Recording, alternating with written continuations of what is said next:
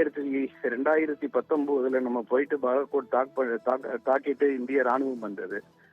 அவர்கள் வந்து எங்களோட இடத்தை தாக்கவில்லைன்னு எங்களுக்கு இங்க நீங்க அதுக்குள்ள ப்ரூஃப காமிங்க அப்படின்னு கேட்ட அரசியல் அமைப்புகள் இருக்கின்றன.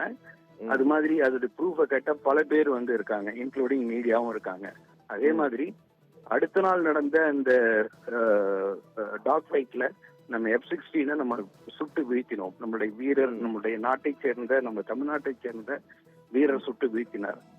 அது இல்ல, பொய்ன்னு அவங்க சொன்னாங்க. எங்களுடைய விமானங்கள் எதுவும் சுட்டு வீழ்த்தப்படவில்லைன்னு. இன்னி வரைக்கும் நமது தமிழகத்தை சேர்ந்த பல பேர் சோகால்டு பெரிய ஒரு தகுதியில் இருக்கின்ற ஜேர்னலிஸ்ட் கேட்கறாங்க, இன்னைக்கும் கேட்கறாங்க, அதெல்லாம் இந்தியா பண்ணல, F-16 எவிடன்ஸே கிடையாது அப்படின்னு. இல்லைன்னா இப்ப நம்ம 100 பேர் சுட்டு வீட்டிட்டோம் அப்படின்னு சொல்றப்ப 100 பேருக்கு எங்க அதுக்கு எவிடன்ஸ் இருக்குன்னு கேட்கறவங்க எல்லாம் இருக்கிறாங்க. ஸோ இந்த அவலநிலை இந்தியாவில் நிலவும் பொழுது அவர்களுக்கு ஒரு நமக்கு பின்புலம் இருக்கின்றது, நம்ம காப்பதற்கு இந்தியாவில் நிறைய பேர் இருக்காங்க அப்படிங்கிற ஒரு தவறான கருத்தும் அவர்களுக்கு அவருடைய மனதில் சென்றிருக்கும் அப்படிங்கிறது என்னுடைய இது. மூன்றாவது பார்க்கும்போது சீனா நம்மளை காப்பாற்றும் எல்லா இடத்துலையும் அப்படின்னு நினைச்சாங்க. சீனாவை பற்றி அவர்களுக்கு தெரியவில்லை. அவர்களுடைய லாபத்திற்காக இவருடைய உபயோகம் மட்டும்தான் படுத்துவார்கள் என்று.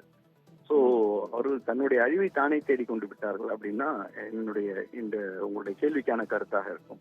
சரி சார், இப்ப மற்றொரு தகவல் தற்போது வந்த தகவல் என்றால், துருக்கியை சேர்ந்த ஒரு கார்கோ விமானம், ஏற்கனவே துருக்கி கப்பல் அனுப்பியிருந்தார்கள், தற்போது ஒரு கார்கோ விமானம் அங்கு இறங்கி இருக்கிறது, லாகூரில இறங்கி இருக்கிறது என்ற தகவல் வந்திருக்கிறது. எனவே துருக்கி பாகிஸ்தானுக்கு ஆதரவாக களம் இறங்குகிறதா என்ற ஒரு கேள்வி வருகிறது. ஒருவேளை இப்படி துருக்கி வந்தால் இந்தியாவுடைய தாக்குதலை அவர்களும் சேர்ந்து சமாளிக்க வேண்டிய சூழல் ஏற்படுமா? என்ன நடக்கும் சார்? துருக்கியை நம்ம ஒரு நாடாக கருத வேண்டிய தேவை கிடையாது. ஏன்னா அவங்களுடைய ஒரு ஃபயர் பவராக இருக்கட்டும், இல்ல நம்மளுடைய பொருளாதார நிலை நம்ம 5வது இடத்தில் இருக்கின்றோம், அவர்கள் 14வது இடத்தில் இருக்கின்றார்கள். நம்மளுடைய பொருளாதார நிலையை பார்க்கும்போது 1/4 கூட அவங்க கிடையாது, துருக்கி கிடையாது. ஆகையால் ஒரு ஏழைக்கு இன்னொரு ஏழை உதவுவது போன்றுதான் அதாவது ஏழைன்னு கூட சொல்ல முடியாது. இது பாகிஸ்தான் பிச்சை எடுக்கின்றது உலகத்துல. அடுத்த வேளை சாப்பாட்டுக்கு பிச்சை எடுத்தாதான் பாகிஸ்தான் ஓடும். திருவோட்டை ஏந்தி கொண்டு ஒவ்வொரு நாட்டிலும் செல்கின்றது. ஈவன் இவருடைய பிரதம மந்திரி அமெரிக்கா போகும்போது அங்க இருக்கக்கூடிய ஒரு டிப்ளமேட்ஸ் கூட இவங்களை ரிசீவ் பண்றதுக்கு ஏர்போர்ட்டுக்கு வரது கிடையாது புரோட்டோகால்ல. அதுதான் அவர்களுக்கு எல்லா நாடுகளும் கொடுக்கின்ற ஒரு மதிப்பு அப்படின்னு நம்ம பார்க்கலாம். ஈவன் அரபு நாடுகள்லாம் இவங்களை பாகிஸ்தான்ல இருந்து வந்தா இவங்களை உள்ள விட மாட்டேங்கிறாங்க. ஏன்னா அங்க போயிட்டு பிச்சை எடுக்க ஆரம்பிச்சிடுறாங்க அவங்க. அதுதான் பாகிஸ்தானுடைய நிலை. அதனால ஒரு பிச்சைக்காரருக்கு இன்னொருத்தர் பிச்சைக்காரர் உதவுற மாதிரி தான் 2 பேருடைய நிலை. அவங்க அவங்களுடைய 2 ஷிப் இருக்கு.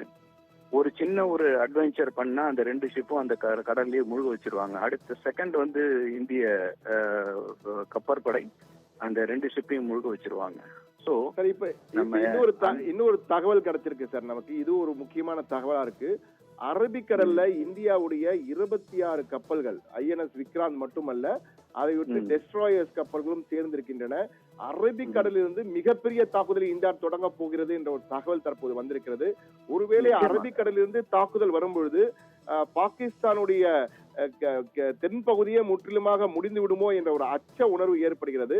நீங்கள் ஒரு கேர்னலா இருந்திருக்கீங்க, எனவே உங்கள் அனுபவத்தில் இவ்வளவு பெரிய தாக்குதல் நடந்தால் என்னவாகும் சார் பாகிஸ்தானுக்கு? பாகிஸ்தான் ஏதாவது முயற்சி செய்து டெல்லியை தாக்கின்ற நிலை ஏற்பட்டால், பாகிஸ்தான் ஏதாவது முயற்சி செய்து ஏதாவது கெமிக்கல் வெப்பன்ஸை தாக்க முயன்றால், பாகிஸ்தான் ஏதாவது முயற்சி செய்து அவர்களுடைய நியூக்ளியர் வெப்பனை எடுக்கணும்னு முயற்சி செய்தால் அவர்களை சிறிது நேரத்தில் முழுமையாக அழிக்குவதற்கான ஒரு காரணமாக இருக்கலாம். இதுதான் என்னுடைய அனுமானமாக இருக்கும்.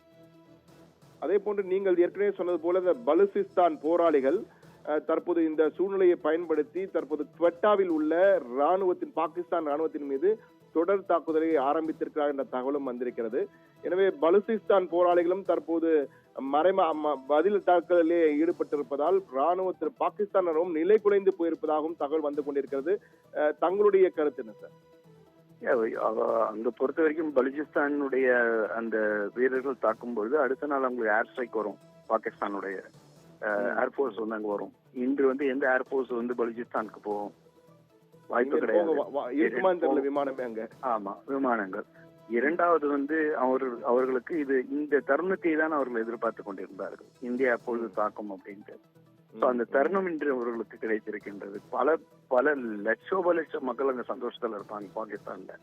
நம்முடைய நாடு என்ற அட்டாக்ல இருக்குங்கிறதுல அவங்களுக்கு சந்தோஷமா இருக்காது. எப்படியாவது வந்து இந்தியாவோடு இணைந்து விட்டால் நாம் வாழ்க்கை முன்னேறுமேங்கிற எண்ணம் கூட பல மக்களுக்கு அங்க இருக்கும். பல பேர் வந்து இது வந்து வலைதளங்களில் வந்து பதிவிட்டிருக்காங்க. இந்தியா எங்க இருக்கின்றது, நாம் எங்க இருக்கின்றோம், இந்திய ராணுவத்தினுடைய நிலை என்ன, நம்முடைய நிலை என்ன, இப்படி மக்களை ஏமாற்றி கொண்டிருக்கின்றார்களே அப்படின்னு சொல்லிட்டு. சோ விடுவு காலத்தை நோக்கி போகின்றது அப்படின்னு நம்ம வந்து பார்க்கலாம். அங்க இருக்கக்கூடிய பாகிஸ்தான் மக்கள் பல இடம் பலுச்சிஸ்தான் அது மாதிரி இருக்கக்கூடிய வந்து பேஷ்வர் அது மாதிரி இருக்கக்கூடிய இடத்துல மக்களுக்குலாம் வந்து ஒரு விடுவு காலம் வந்து வரக்கூடிய ஒரு நாளாகவும் நம்ம இதை பார்க்கலாம்.